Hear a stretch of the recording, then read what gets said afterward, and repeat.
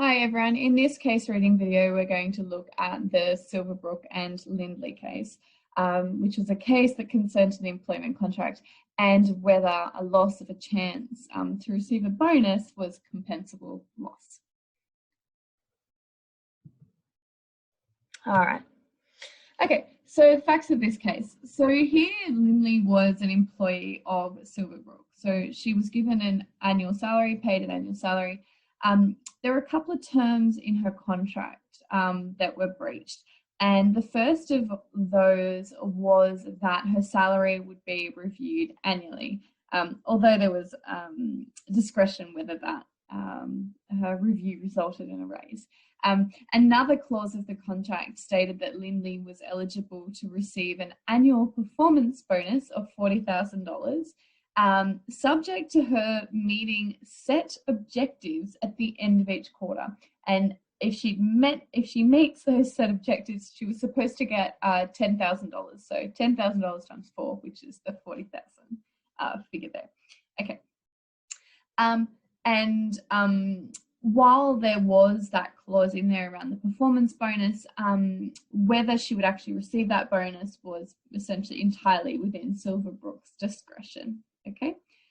Now, no objectives were set for Lindley during the period in which she was employed by Silverbrook. She later resigned. Okay. Now, no objectives were set. And because of that, what that meant was no assessment of her performance took place, which means that no bonus ever eventuated under this clause.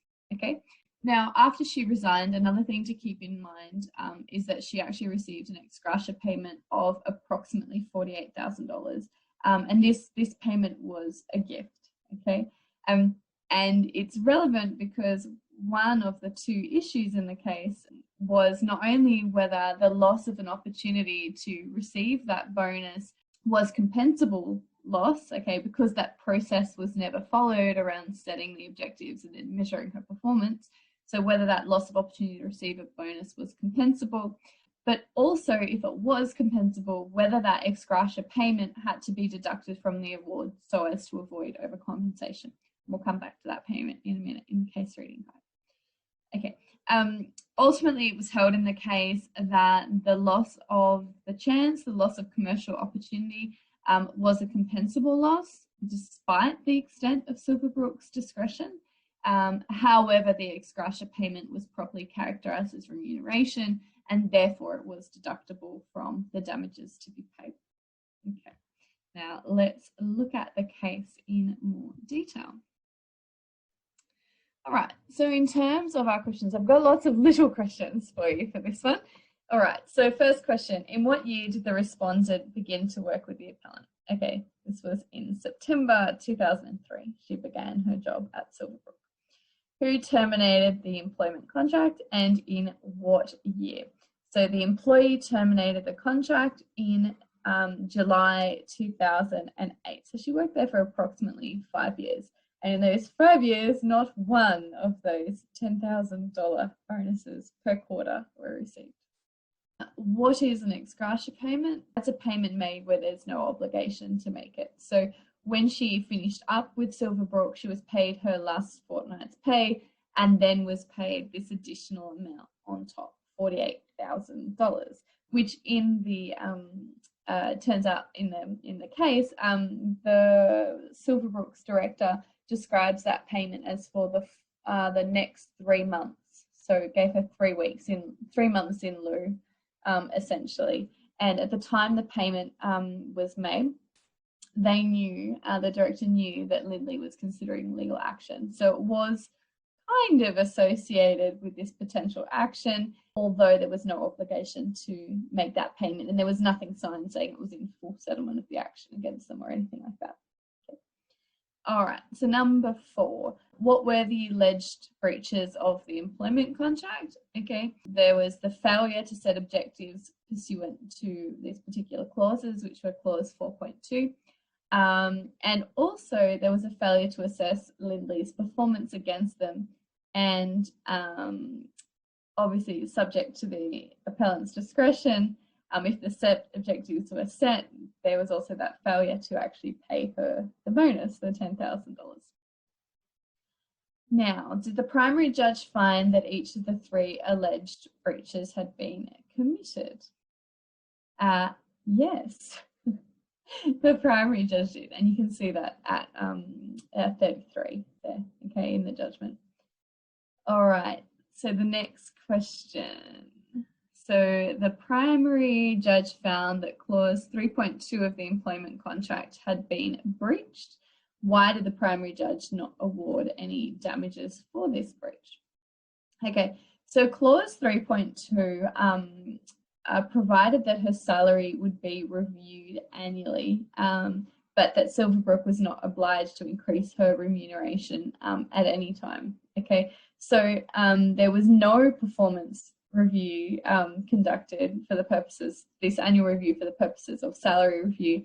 Although I think at one point she did ask for a raise and they just flat out just rejected it. So that was a potential breach of contract here too, in addition to the bonus clause issues. But here the primary judge was not persuaded on the balance of probabilities that this breach, so the failure to review the salary annually on its own, had led to any loss of commercial opportunities of any value. Okay. Now, in terms of number 7, so the primary judge also found clause 4.2, the bonus clause, had been breached. What were the damages awarded for this particular breach? Damages awarded was $104,515.90. So that was a damages award that included interest. Okay, so did the primary judge agree that the appellant should be given credit for the ex gratia payment? No, the primary judge actually refused to give credit for the ex gratia payment in this instance. But as you will see when you read the case, the appeal judgment found differently. All right, next question.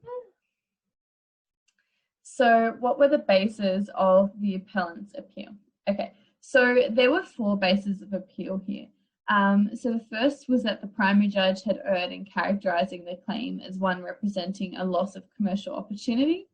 The second was that the respondent had not proved damage because the bonus was discretionary and the appellant's behaviour indicated objectively that the bonus would not have been paid. The third ground was that the ex gratia payment should have been taken into account as reducing an award of damages. No.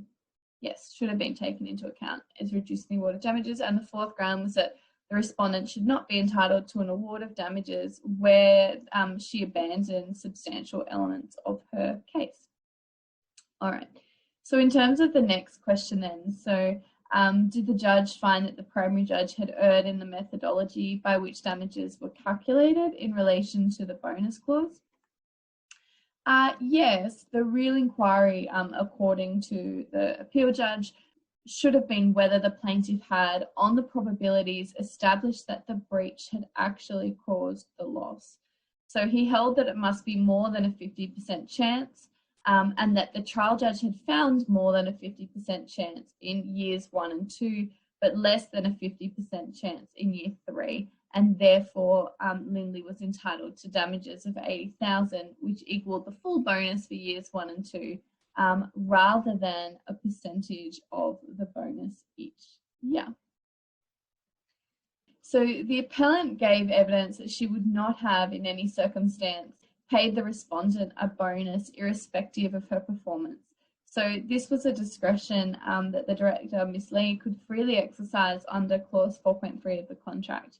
In these circumstances, why then did the judge rule that the respondent had suffered a loss on this issue, that is the bonus?